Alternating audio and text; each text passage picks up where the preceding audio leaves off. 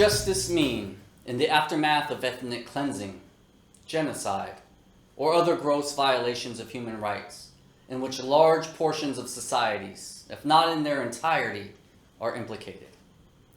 And what would it look like to experience justice living in the same society as your political enemies, who, when they were in power, created some of the most oppressive policies and structures in the world and imposed them on you and your peoples? What could healing mean in a country from a world in which neighbors killed neighbors? These are the kinds of questions that faced South Africa in the mid-1990s. Nelson Mandela had recently become the first democratically elected president of the country and first black person to serve in the role after centuries of white minority rule and decades of a formal apartheid government. The country was on the verge of devolving into civil war. Indeed, many, if not most people within and outside the country called it a miracle that a transition was achieved through negotiations after decades of state repression, violence, and insurgency from multiple revolutionary organizations. Much of the rest of Africa was able to achieve freedom and establish democracy only after revolutionary wars.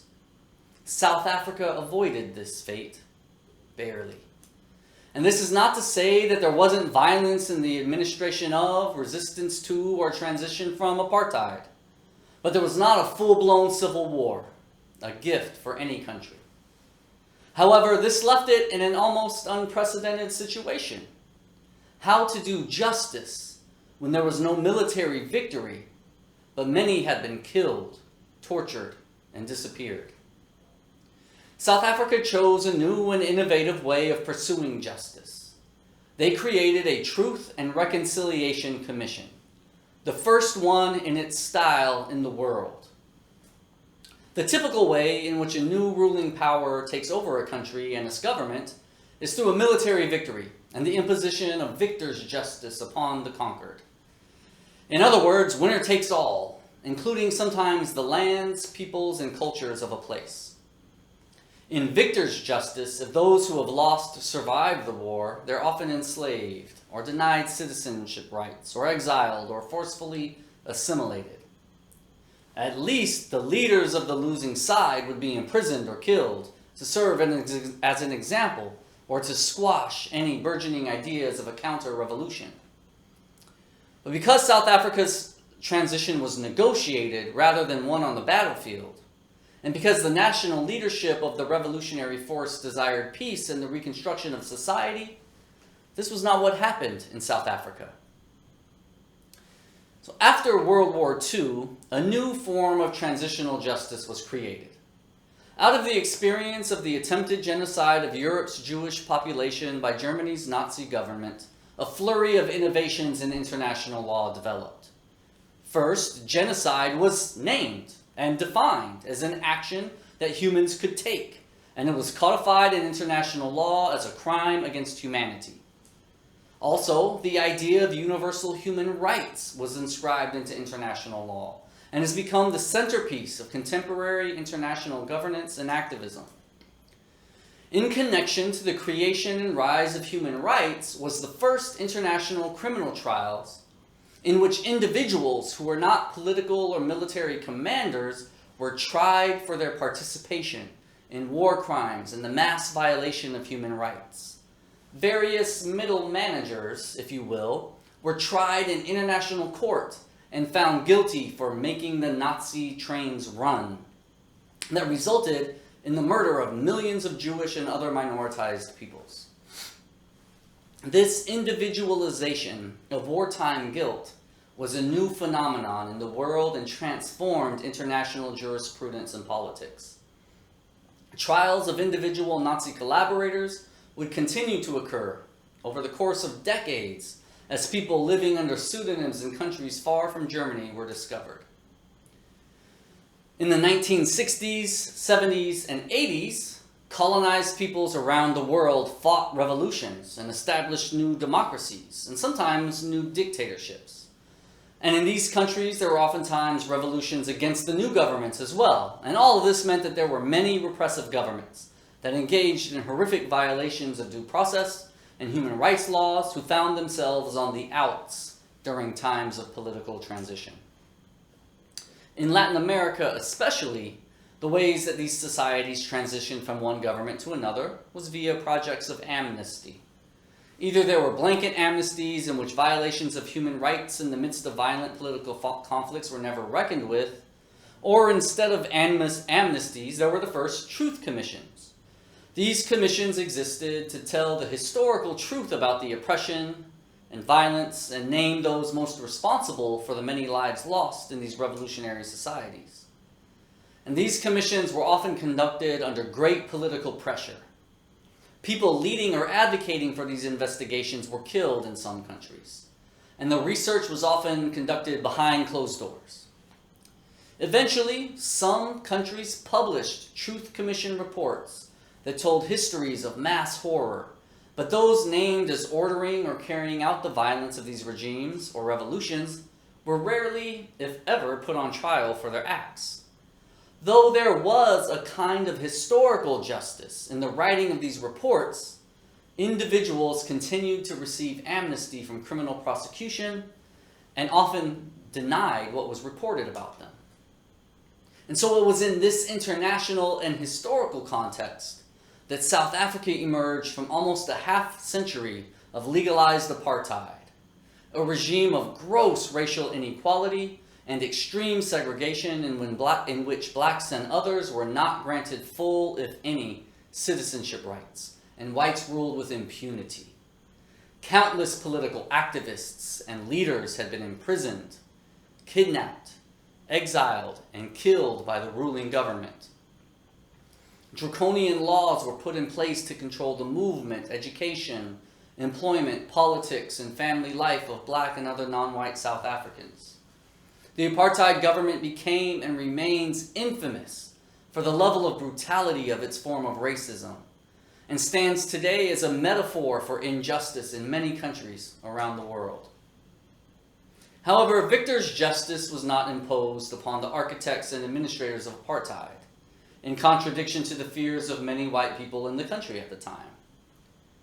And while there were many who benefited from and oversaw apartheid who would have preferred a blanket amnesty, those revolutionary negotiators, including Nelson Mandela, did not acquiesce and did not accept mass forgetting as an option for the new nation yet to be born. So these two dominant options, mass prosecutions or blanket amnesties, were not the paths that South Africa chose.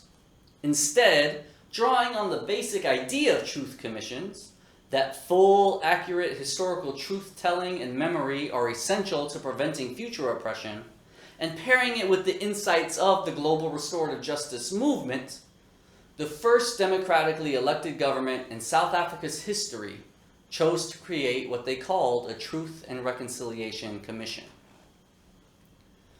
South Africa's Truth and Reconciliation Commission was grounded in three core beliefs. The first was ubuntu, the Southern African philosophical idea that says that all humans are interconnected and interdependent, that individual human well-being is tied to communal human well-being. In the famous words of Archbishop Desmond Tutu, that I am because we are. Against the agonistic individual of modern capitalist visions of the human and the separatist and segregationist racialism of apartheid, Ubuntu stood as an African ideal for this newly born African country.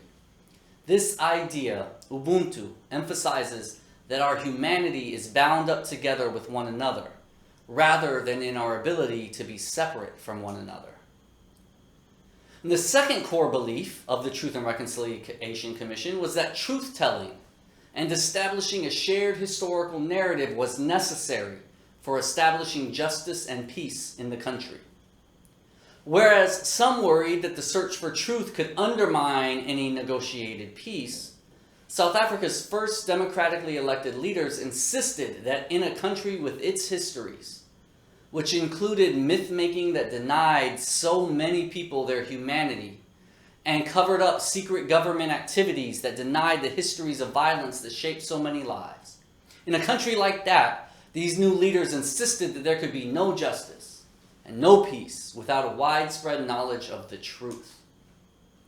And the third core belief was that if the country was going to have a future, if the multiracial national project was to be successful, if there was ever going to be any sense of national unity, then reconciliation should be pursued.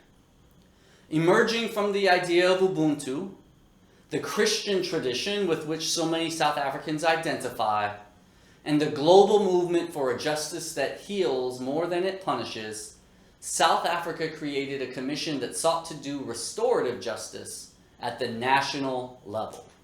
These values were embedded in the Post-Amble to the Interim Constitution on which the TRC was built. This Post-Amble reads in part, quote, "This Constitution provides a historic bridge between the past of a deeply divided society characterized by strife, conflict, untold suffering and injustice, and a future founded on the recognition of human rights, democracy, and peaceful coexistence, and development opportunities for all South Africans, irrespective of color, race, class, belief, or sex. The pursuit of national unity, the well-being of all South African citizens, and peace require reconciliation between the people of South Africa and the reconstruction of society. The adoption of this constitution lays the secure foundation for the people of South Africa to transcend the divisions and strife of the past, which generated gross violations of human rights, the transgression of humanitarian principles in violent conflicts, and a legacy of hatred, fear, guilt, and revenge. These can now be addressed on the basis that there is a need for understanding, but not for vengeance. A need for reparation, but not for retaliation. A need for ubuntu, but not for victimization. In order to advance such reconciliation and reconstruction, amnesty shall be granted in respect of acts, omissions, and offenses associated with the political objectives and committed in the course of the conflicts of the past.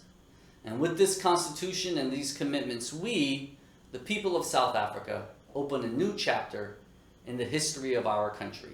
End quote. And it was in response to this call and charge to ubuntu, reconciliation, unity, and reconstruction that the Truth and Reconciliation Commission was created. The commission itself had 4 core components with 3 desired outcomes. The core components were a series of public testimonies in separate committees. The committees were the Human Rights Violations Committee, the Amnesty Committee, and the Reparations and Rehabilitations Committee. The Human Rights Violations Committee heard testimonies from individuals who had either experienced violations of their human rights or were family members of people who had. The purpose of these hearings was to gather information for the final report of the Commission that would tell the true story of the apartheid years, to provide space for healing for those who experienced human rights violations by providing them space to be heard and vindicated, and to potentially contribute to the possibility of reparations for them or their families. Many of these testimonies were broadcast on live television across the country and became foundational to the country's self-understanding and its political transition. The Amnesty Committee provided opportunities for people who had committed human rights violations to come forward, tell the truth about what they had done in a public forum, and potentially be granted amnesty from future prosecutions if they were judged to have told the whole truth about what they had done. Whereas the Human Rights Violations Committee sometimes felt more like talk therapy sessions, the Amnesty Committee meetings felt more akin to a criminal courtroom, inasmuch as those who testified faced questions and something akin to cross-examination. And many of these testimonies were also broadcast on national television, especially of some particularly famous participants' testimonies, which have had a large impact on how the nation remembers the era of apartheid and its resistance. And then the Reparations and Rehabilitation Committee was designed to determine the levels of material reparations to be paid to those who had shared about the harms they'd endured in the Human Rights Violations Committee. So, whereas perpetrators of human rights violations had the carrot of amnesty to incentivize their participation in the process, the victims of human rights violations had the carrot of reparation. In addition to these core committees, there were special hearings devoted to the experiences of particular political parties and organizations as organizations, and not only as individuals. So members of the National Party, who administered the apartheid government, and leaders in leading revolutionary organizations like Mandela's political party, the African National Congress, and another party, the Pan-African Congress, were the headliners of these hearings. But other political parties and organizations participated as well. The commission itself had over 300 staff people and was chaired by Archbishop Desmond Tutu, a leader of the anti-apartheid movement and an internationally recognized advocate for peace and justice. There were a total of 17 commissioners, a multiracial group of recognized leaders, 9 men and 8 women, who oversaw the commission and its functioning as a kind of executive board. The commission collected over 21,000 victim testimonies, of which 2,000 appeared in the aforementioned public hearings. Over 7,000 amnesty applications were received, of which 849 cases were approved. The Reparations and Rehabilitation Committee committed to a collection of different types of reparation. Urgent interim material reparation for those who are facing dire material needs. Individual reparation grants for those who had experienced human rights violations that were to be paid out over 6 years' time. And symbolic reparations like public memorials, and perhaps most meaningfully for some individuals, the exhumation and proper burial of family members killed during the era of apartheid. There were also community rehabilitation programs and recommended institutional reforms. Of the work of all the committees, the Reparations and Rehabilitation Committee was the one that received the least amount of clarity and action from the government, and many of its promises went unkept.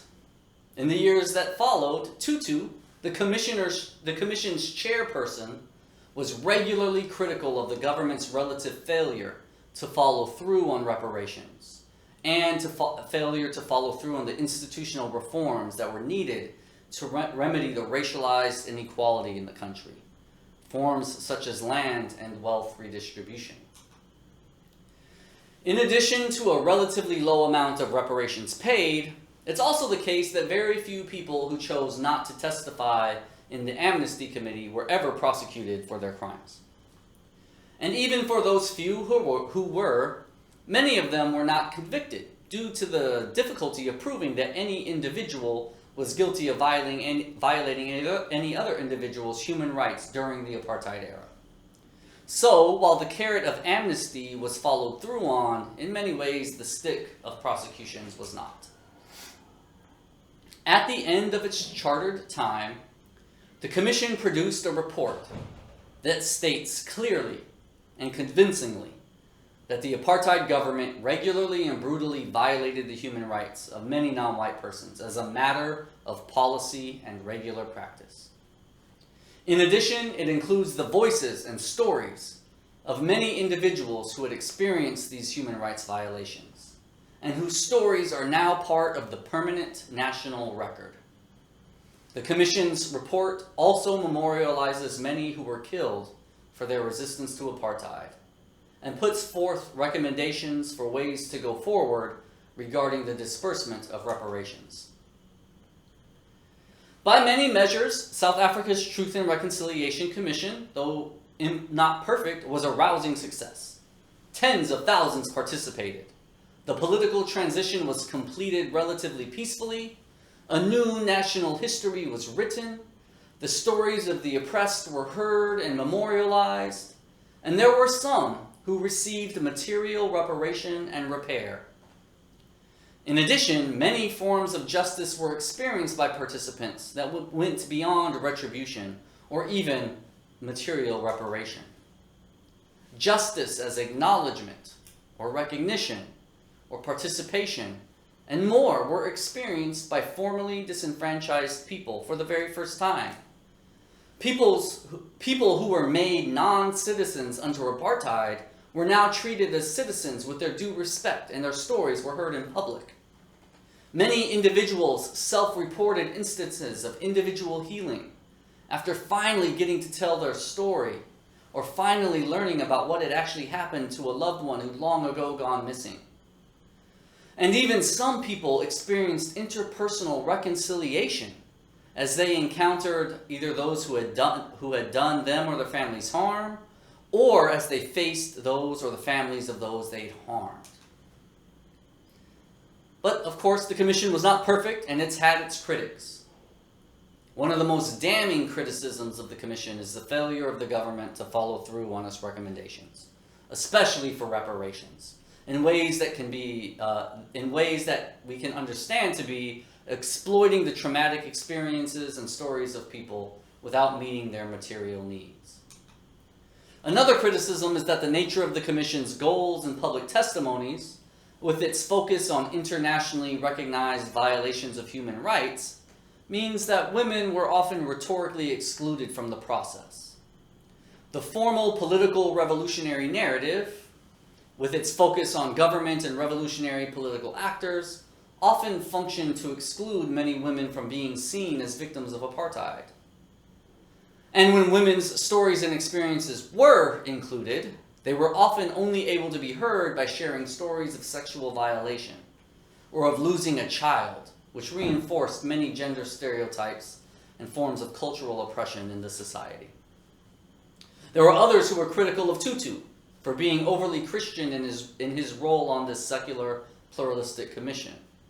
And others have criticized the Commission's treatment of revolutionaries as possible violators of human rights while they were resisting the apartheid government, even though their cause was just. Or the Commission's been criticized for being too lenient to the leaders of apartheid. But even with all this criticism, it's still often viewed as one of the most successful such commissions in the world. And it has inspired dozens of truth and reconciliation commissions around the world since it completed its work. Many of these have taken place in countries experiencing political transitions, sometimes after civil war. Others in response to localized violence that have national importance. And others to historical experiences of oppression, violence, and trauma. Each of these TRCs is slightly different, adapting itself to the particular needs of each country and context. So, for example, Liberia's Truth and Reconciliation Commission was the first to include the testimonies of people living in the diaspora in their report. And Sierra Leone paired their TRCs simultaneously with international trials of those who were the leaders of the organizations that committed gross violations of human rights. The TRC in Greensboro, North Carolina, was the first not to have formal government sponsorship and was inspired by the failure of criminal and civil courts to do justice after a high-profile instance of racialized violence in the city. And the variations on TRCs go on and on. Importantly, one feature that's become quite common that is worth mentioning is the pairing of formal TRC testimonies, which often feel like they're happening in a cousin to a courtroom, with localized reconciliation and restorative justice mechanisms that are grounded in the culture of a place. So, for example, TRCs in West Africa have often implemented traditional tribal conflict resolution practices, like palaver ceremonies, to help facilitate the reintegration of those who caused harm back into a local community. Another important innovation among TRCs is the growing number of indigenous communities who have participated in national TRCs to address the legacies of colonial oppression, or are presently calling for such commissions to be started today. Canada's TRC to address the legacies of colonization, including especially the experience of residential schools, is probably the most well-known of these, but there are several others around the world, and more are underway. And each of these commissions has its critics, and oftentimes rightfully so. However, oppressed peoples and chaotic societies continue to choose this method as an important toolkit to facilitate healing through truth-telling, repair, justice, and even reconciliation. For example, there are now those working at the intersections of racial justice and restorative justice in the United States, such as activist and author Fania Davis, who are calling for a Truth and Reconciliation Commission in regard to the United States' long history of racist policing. Desmond Tutu, when discussing South Africa's TRC, regularly described it as an exercise in restorative justice. And others who cite South Africa as an example follow suit. Tutu said, quote, "One might say that perhaps justice fails to be done, if only the concept we entertain of justice is retributive justice, whose chief goal is to be punitive, so that the wronged party is really the state, something impersonal, which has little consideration for the real victims and almost none for the perpetrator. We contend that there is another kind of justice, restorative justice, which was characteristic of traditional African jurisprudence. And here the central concern is not retribution or punishment. In the spirit of Ubuntu, the central concern is the healing of breaches, the redressing of imbalances, the restoration of broken relationships, a seeking to rehabilitate both the victim and the perpetrator, who should be given the opportunity to be reintegrated into the community he has injured by his offense. This is a far more personal approach regarding the offense as something that has happened to persons and whose consequence is a rupture in relationships. Thus, we would claim that justice, restorative justice, is being served when efforts are being made to work for healing, for forgiving, for reconciliation." End quote. In this summary of the vision of justice that informs South Africa's TRC, we see so much of what we've seen in restorative justice as we've described it over these lectures. Injustice is a violation of and damage done to relationships, and therefore justice is repairing the harms that have ruptured those relationships. Justice is understood in healing ways, and attention to the specific harms, traumas, and injuries of victims is at the center of the work. And an understanding that justice in the wake of harm requires that those who caused harm have opportunities to take accountability and do sorry in ways that can lead to reconnection and reintegration with their communities. Inasmuch as TRCs include a vision of justice as healing, they reside within the family of practices we've already described: peacemaking and healing circles, victim offender conferences, and family group conferences. Attending to harms as different as interpersonal harms, to historical experiences of oppression, to the violence of massive human rights violations, actors around the world draw on the language of healing and repair to describe their work for transformation. These transformations can be individual, interpersonal, communal, historical, or national. But from Burma Bushy and Harold Gattensby to Mennonites in the 1970s to Desmond Tutu, we see a shared orientation to justice. And that is to understand justice as personal, public, contextual, and focused on healing. In addition to sharing this orientation, the restorative justice practitioners, or justice healers, if you will, share an orientation to creativity and experimentation.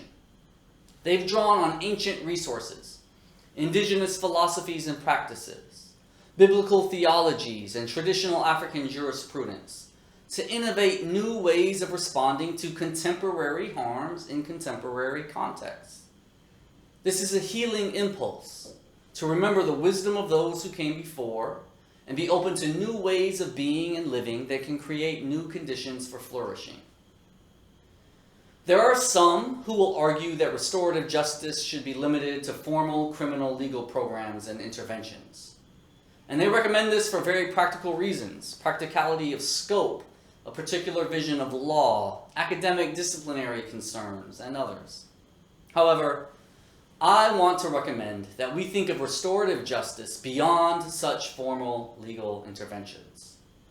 Restorative justice, as I'm describing it in these lectures, is a practical philosophical orientation to the work of justice that is legal, social, political, and more, and that understands justice as a dual movement toward healing and accountability. Healing and accountability, as I've mentioned before, are related to one another. And they contribute in different ways to what I called in my series introduction, encounters of humanization and repair. Pumla Gaboro Marikizela is a psychologist who served as one of the commissioners of South Africa's Truth and Reconciliation Commission. And she has continued to research the TRC and other instances of restorative justice in the 20-plus years since. And she's argued that what happens in the kinds of experience Daniel Van Ness and his co-authors described as encounter is, quote, empathic repair, end quote. That is, what happens in restorative justice encounters is the repair of an ability to see another, especially another who's harmed you or you had to dehumanize in your own mind so you could cause harm to them. You get to see them as a human.